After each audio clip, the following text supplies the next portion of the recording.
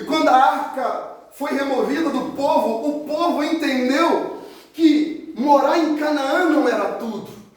Morar na terra prometida não era tudo. Se tornarem nação não era tudo. Terem o rei que eles escolheram, Saul, não era tudo, porque ele morreu. Tudo que eles tinham era o Senhor. Era o Deus de Israel. Era aquele que tirou eles como um forte do Egito, da escravidão. Era tudo que eles tinham. E Samuel viu a presença ir embora. Eli, o sumo sacerdote, viu a presença ir embora. De maneira que quando aquela mulher estava para gerar, ela disse: o nome desse menino será Icabode, porque foi-se a presença de Deus no meio de Israel. Por isso não há motivo de celebração, por isso não há motivo de sacrifícios, por isso não há motivo de louvores, por isso não há motivo de levitas, sacerdotes. Por quê? Porque a presença foi embora.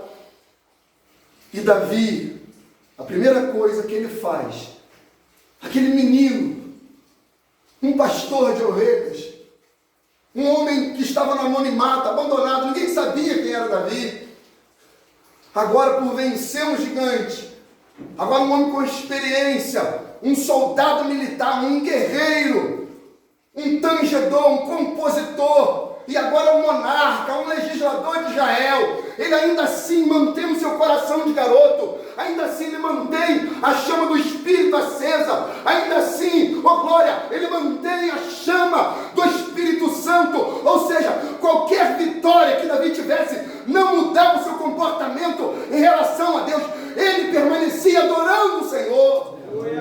Ou seja, Davi nos mostra o que, irmão? Tendo, eu adoro. Não tendo, eu adoro também. Sendo anônimo, eu adoro. Sendo reconhecido, eu adoro também. Tendo riqueza, eu adoro. Sendo pobre, eu adoro também. Eu vou adorar a Deus, independentemente das circunstâncias. O trono não mudou Davi. O reconhecimento não mudou Davi. A fama não mudou Davi. O poder não mudou Davi. A coroa não mudou Davi. Nada mudou Davi. E o primeiro desejo de Davi é: eu quero novamente a presença. Eu quero novamente a Arca da Aliança em Israel. E mais, eu quero construir um templo para a morada do Altíssimo. Eu quero construir um ambiente na mesma proporção que eu imagino que ele seja. Um Deus grande, poderoso, tremendo, excelso. Então eu não quero simplesmente fazer uma tenda. Eu quero construir um templo, uma morada para o Todo-Poderoso de Jacó. A nossa adoração não tem que ser como nós queremos. A nossa adoração tem que ser como Ele quer, como está prescrito na sua lei. Assim nós devemos adorar ao Senhor. Em Jerusalém, Davi ele vai tirando a vestimenta real. Davi certamente tira a coroa. Davi certamente desembanha a sua espada, tira. Davi certamente vai tirando o seu manto real. E ele vai tirando tudo, ele tira a sandália, ele tira tudo. E a Bíblia diz que Davi fica como roupagens de servo. E a Bíblia diz que Davi vem dançando, cantando, adorando, saltitando, salmodiando, porque a presença voltou para Israel. O coração menino, voluntário de Davi, não se importou com o que um ia olhar, com o que um ia pensar. Não, Davi só queria adorar ao Senhor, meus amados irmãos. Ou seja, irmãos, Davi não era ninguém. Nós não éramos ninguém. Nós éramos anônimos. Ninguém sabia quem éramos nós, a não ser o inferno, os demônios. Porque nós éramos pecadores. Nós éramos desprezíveis. Nós éramos irmãos mortos, como diz Efésios. Nós éramos filhos da ira, como Efésios também menciona. Nós éramos sem Deus no mundo, como Efésios também menciona. O texto que eu coloquei para nós entendermos que nós éramos desprezíveis é um texto que me choca muito. É o texto do profeta Ezequiel, capítulo 16. Depois na sua casa, se você lembrar, você leia. Ali fala do povo. ali fala da nação, ali fala de quem nós éramos, ali fala de Israel, a igreja, o povo de Deus. E Deus dá uma visão ao profeta e ele revela como era o povo. E o versículo de número 5 é um dos mais chocantes de Ezequiel 16, ele diz: não se compadeceu de ti olho algum, para te fazer alguma destas coisas. Compadecido de ti, antes foste lançado em pleno campo, pelo nojo da sua alma, no dia em que tu nasceste. Ele dá uma visão do profeta em uma criança nascendo. E a mãe que a gerou, abandona, larga no campo, cheio dos excrementos do nascimento, com placenta, com sangue, com ainda parte do cordão umbilical garrado. E as pessoas iam passando e ninguém se compadecia, ninguém ajudava, ninguém pegava. As pessoas olhavam aquela criança e davam um desprezo. Ninguém se compadecia, todo mundo na sua correria olhava aquela criança e desprezava, ignorava. Não via que aquela criança era alguém sensível, era alguém que estava ali com necessidades, precisando de cuidados, manchada de sangue, pecado. Que Davi diz: em pecado me concedeu a minha mãe. Assim nós éramos, desprezíveis, manchados pelo pecado, abandonados por tudo e todos, ignorados pela sociedade, mortos, porque o pecado gera morte. Nós éramos mortos, irmãos. Essa era a nossa realidade. Nós estávamos mortos, mortos na cerveja, mortos na bebida, mortos na mentira, mortos na prostituição, mortos na idolatria, mortos na fornicação, mortos no adultério, mortos para Deus, mortos. Nós éramos cadáveres ambulantes.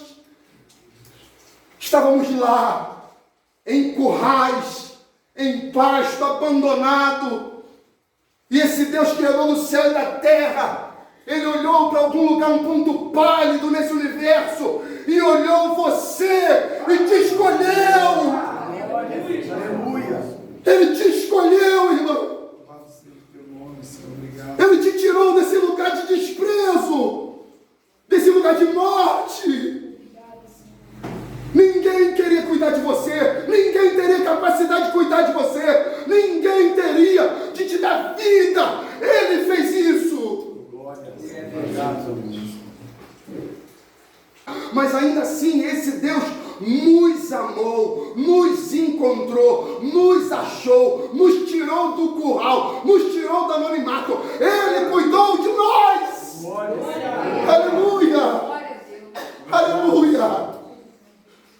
Porque, irmãos, a palavra diz: não foste vós que escolhestes a minha glória, foi eu que escolhi a vós. Glória a Deus.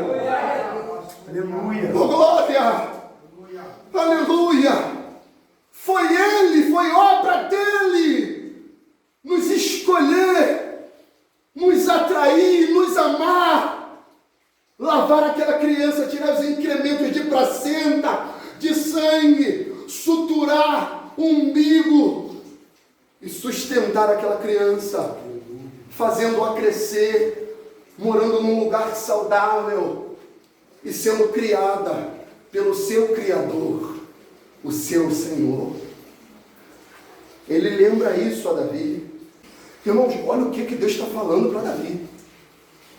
Olha o que Deus está falando para você. Olha o que Deus está falando para mim. Estive contigo por toda parte, por onde foste. Você tem noção do que é isso aqui? Do Senhor falar: Guilherme, eu estava contigo por toda parte, por onde quer que você foste. Ou seja, não interessa qual lugar que você vai, eu estava lá com você. Ele estava assim, Pati, desde o momento que você nasceu, começou a andar, ter determinadas liberdades, ir na escola, ir na padaria, na mercearia, fazer um favor para a mãe, para o pai. Ele estava falando: eu estava com você, eu estava ao seu lado, eu estava ao seu lado quando você caiu da árvore, Eu estava ao seu lado quando você nasceu. Eu estava ao seu lado quando você fugiu da minha presença. Eu estava ao seu lado quando você brigou no baile. Eu estava ao seu lado quando você fugia da minha presença. Eu estava lá cuidando de você. E Deus foi me mostrando os caminhos, tudo por onde eu passei. Brincando nesse lugar onde eu morava, que tinha uma descida que minha mãe jogava os lixos, mas os meus familiares, que era uma pirambeira, e nós descíamos lá para brincar, para escavar, para ver se achava alguma coisa. E eu cortei aqui, tem uma cicatriz até hoje, a minha perna numa lata de óleo, que antigamente era lata, lembra, Rogério? Era lata de óleo. Hoje são essas garrafas plásticas de óleo. Lembra, meu Thiago? E eu desci ali, e as mulheres abriam a lata de óleo com aquele abridor, lembra? Abria e deixava aquela beirada. E eu, criança espoleta, descia ali, cortei a perna. Ficou aquela parte branca. E eu gritei e saí voado para minha mãe. Aí Deus, no meu espírito, eu estava lá. Poderia ser um corte na femoral e você poderia morrer, mas não foi, porque eu estava lá. Eu estava lá, Ricardo, quando você subiu no pé de ingá e você viu uma largata e você pensou que era um demônio, ou era um demônio, e você entrou em pânico e abraçou aquele galho de árvore e começou a gritar. E o seu falecido tio, Claudeni, veio e junto com outro tio, o Ney, colocou um lençol para que você se jogasse, mas você não conseguia. E o seu outro primo teve que subir para te tirar de lá. Era eu estava lá. Eu estava lá, Ricardo. Eu estava lá quando você era da torcida Jó e você foi no Maracanã. E lá você se atracou com brigando com homens truculentos, violentos. E você era mais um. E você não morreu porque eu estava lá. Eu estava contigo quando você foi para Via Show.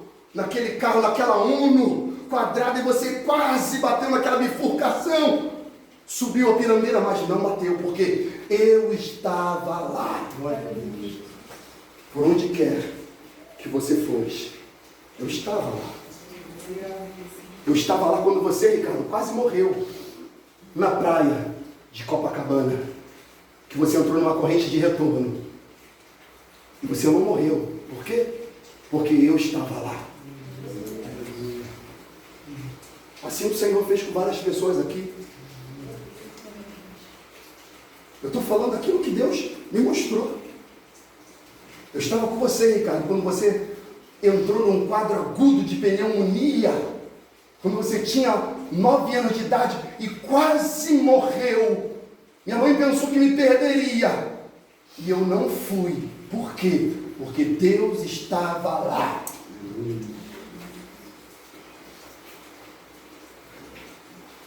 Crise de amidalite, internado na antiga casa de saúde. Namorando já com Luana. Um quadro agudo de amidalite. Garganta fechou. Fiquei sem comer, sem beber. Desidratação e uma certa inanição. Fiquei magro. Perdi quase 15 quilos. E eu não morri. Porque Deus estava lá. Ele nos tirou do curral. Ele nos tirou do anonimato. Mas Ele não só nos tirou, Ele permaneceu conosco, amado. Ele ficou conosco. Você tem noção do que é isso? E não só Ele ficou, eu vou conjugar melhor. Ele está conosco. Ele está conosco. Aleluia, aleluia. E olha o que Deus diz. Olha isso, Marcelo. E de diante de ti exterminei todos os teus inimigos. Ou seja, Davi, não foi você que obteve vitória, não foi você que eliminou os filisteus, não foi você que eliminou os amalequitas, não foi você que eliminou todos os inimigos do meu povo, não era você com a sua espada, era eu, Davi. Era eu, Davi, eliminando os demônios, lançando por terra os trabalhos de bruxaria, lançando por terra as palavras de maldição.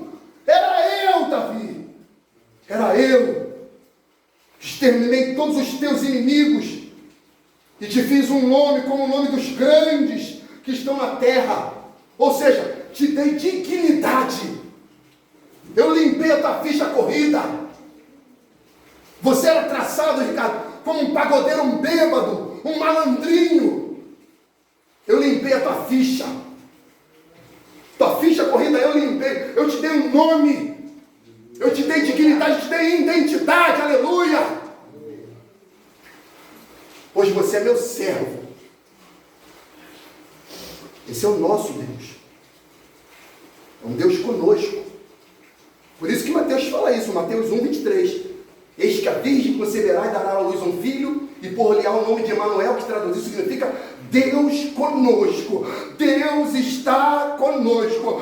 Deus está com o seu povo. Deus está com a sua igreja. Deus está conosco. Deuteronômio 31, 6 diz: esforçai-vos, animai-vos, não temais, nem vos espanteis diante deles, porque eu, o Senhor vosso Deus, é convosco, não vos deixará, nem vos desamparará. Eu estou convosco. Aleluia. Aleluia. Eu não posso. Eu queria chamar minha tangedora, ô tangedor, que eu quero entrar na minha conclusão. Quando Natan ele recebe essa mensagem e ele vai entregar a Davi, eu quero que você imagine o coração de Natan. Porque Davi, quando falou o desejo dele para Natan, a palavra de Natan foi: vai e faze tudo quanto está no teu coração. Ou seja, Natan deu uma palavra de encorajamento. Natan encorajou Davi a fazer o templo. Natan encorajou Davi a fazer a morada. E agora Natan tem que mudar aquilo que ele tinha dito. Mas profeta que é profeta não fica munido na sua fala, fica munido na fala de Deus. Então ele tem que falar aquilo que Deus falou. Aí imagina talvez o receio de Natan. Como que eu vou chegar para Davi e vou falar para Davi que ele não vai fazer o templo, que ele não vai fazer a morada? Como que eu vou falar isso para Davi? Davi está tão animado, agora ele está no trono, ele tem poder, tem riqueza, tem tudo. Como que eu vou falar que ele não vai poder construir? Natan fala para Davi, e eu vou ler aqui qual é a postura de Davi, a oração de Davi. Irmãos, será que se um dia Deus dá uma resposta para nós negativa àquilo que nós queríamos fazer e é lícito fazer, qual seria a nossa atitude? Você quer fazer algo que é positivo para Deus, que é lícito fazer, mas Deus chega e fala: não, você não vai fazer, é outro que vai fazer, você não pode fazer. Aí Davi nos ensina muita coisa.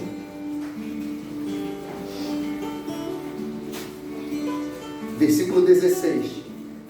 Então o quê? Então depois que Natan fala para Davi, que ele não faria, então depois que Natan fala para Davi que Deus tirou ele do anonimato, então depois que Natan fala para ele que Davi tem o seu caráter transformado pelo poder do Espírito Santo de Deus, então depois que Deus fala para Natan, para falar para Davi que ele estava com Davi todos os momentos da sua vida, que Deus era com Davi e que Davi não faria um templo para Deus, porque Davi já era o templo de Deus. Aleluia. Davi já era morada, aleluia, de Deus. Você não precisa fazer nada para Deus, você precisa ser para Deus.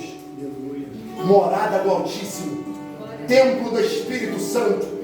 Você precisa ter um coração grato a Deus, um coração de gratidão ao Senhor por todos os benefícios que Ele te confiou, por todo o cuidado que Ele estabeleceu. Então entrou o rei Davi, é o cronista, possivelmente Esdras. Deus trata Davi como servo, Esdras trata Davi como rei. Note que Deus está nem aí para a nossa patente diante dos homens. Deus não quer saber, irmão, se eu sou pastor ou se eu estou. Eu costumo dizer que eu estou, porque quem é Ele. Se eu estou pastor, se você está diácono, se você está obreiro, se você está um tangedor, um cantor, se você está como membro, como servo, Deus não está nem aí. Deus olha todos da mesma maneira. Deus só instituiu algo para um sistema de organização, mas eu e você não somos diferentes em nada. Todos nós somos servos do Senhor, nascemos para adorar ao Senhor, o nosso Deus. E olha a postura de Davi. Então entrou o rei Davi. Olha isso aqui, Jorge, que bonito. E ficou perante o Senhor e disse: quem sou eu, Senhor? Quem sou eu, Senhor Deus? Quem sou eu? Ou seja, Davi não contendeu com Deus. Davi aceitou a vontade de Deus. Davi falou: sim, Senhor, eu não sou nada, eu não sou ninguém, eu sou um ponto pálido no universo. Quem sou eu, Senhor? Qual é a minha casa que me trouxeste até aqui? E ainda isso, ó Deus, foi pouco aos teus olhos, pelo que falaste da casa de teu servo para tempos distantes, e promoveste-me segundo o costume dos homens, com esta estação, ó Senhor Deus. E que mais te dará Davi acerca da honra feita a teu servo? Porém tu bem conhecestes a teu servo. Ou seja, Senhor, tu me sonda, tu me conhece, tu sabe quem eu sou. Não tem como eu construir uma maquiagem, personagem. Senhor, tu me sonda, tu me conhece. Tu sabes, Senhor, a voluntariedade do meu coração. Tu sabes o que de fato eu quero expressar. Aleluia. Ó Senhor, versículo 19. Por amor do teu servo e segundo o teu coração, fizeste todas essas grandezas, para fazer notórias todas essas grandes coisas. Senhor, ninguém há como tu, oh aleluia, e não há Deus além de ti, oh glória, conforme tudo quanto ouvimos com os nossos ouvidos, aleluia. Davi, ele entra, irmãos, perante o Senhor, em adoração, em gratidão, em louvor, aceitando a vontade, a soberania, entendendo que só o Senhor é Deus. Aleluia, aleluia. Aleluia, aleluia. Depois dali, Davi empreende campanhas militares. E ele vai tendo vitórias. E por que Davi vai tendo vitória? Porque Deus está com ele. E Davi vai ficando mais poderoso, mais famoso, com mais recursos. Para quê? Para construir a morada do Todo-Poderoso de Jacó. Pastor, qual o objetivo dessa mensagem? Primeiro, que você reconheça o que Deus fez com você e por você. Que Deus te tirou do anonimato. Que Deus estava contigo por onde quer que você estivesse. Que o Senhor, Ele transformou a sua vida. Ele te deu um nome, uma identidade, uma ficha limpa. O mundo sempre vai ter, irmãos, um carimbo para nós. Como para esta, Davi era rei. Para o Senhor, Davi era servo. No mundo, talvez quem você era? Eu não sei. Um maconheiro, um cheirador, um bebedor de cachaça, um pagodeirinho, um funkeiro. Quem você era? Perdão da palavra, uma piriguete. O que você era? Não sei. Mas independentemente do que você era, Deus te pegou, cuidou de você, tratou você, te limpou, lá como o profeta Ezequiel, suturou os ferimentos, foi te alimentando, te deu nome, identidade, paternidade, e limpou a tua ficha. E hoje você tem o título de servo do Senhor. Aleluia. E agora o que você faz? Você vai obtendo vitórias, para que você possa ter recursos para continuar a construir uma morada para o Altíssimo. Salmo 132, versículo 2 diz: como jurou Davi ao Senhor e fez votos ao Todo-Poderoso Jacó, dizendo: certamente que não entrarei na tenda em que habito, nem subirei ao leito em que durmo, não darei sono aos meus olhos, nem repouso às minhas pálpebras, enquanto eu não achar um lugar para o Senhor, uma morada para o Todo-Poderoso de Jacó. Em outras palavras, Davi está falando assim: eu não vou descansar enquanto eu não me tornar a habitação do Deus de Israel. Ou seja, eu vou continuar orando, eu vou continuar adorando, eu vou continuar lutando contra principado, potestade, os demônios, a sociedade, contra tudo, contra todos. Para quê? Para que eu construa uma habitação, uma morada para o Todo-Poderoso de Jacó. Salmo 146, 2. Louvarei ao Senhor durante a minha vida, cantarei louvores ao Senhor enquanto viver. Ou seja, terei uma vida de adoração ao Senhor enquanto houver fôlego na minha vida, preparando uma morada para Deus. Você é essa morada. Davi não construiu o templo, quem construiu foi Salomão, mas Davi foi o templo que Deus queria habitar. Porque lá em Atos Paulo fala: o Altíssimo não habita em templos feitos por mãos humanas. Aonde que ele vai habitar? No templo que ele mesmo construiu, eu e você, que nós somos morada do Espírito Santo de Deus. Fique de pé comigo nesse momento. Nós vamos cantar uma canção e depois a nossa irmã Carol, ela também aqui vai celebrar, compartilhar algo da parte do Senhor conosco. Aleluia. Grupo de louvor, por favor.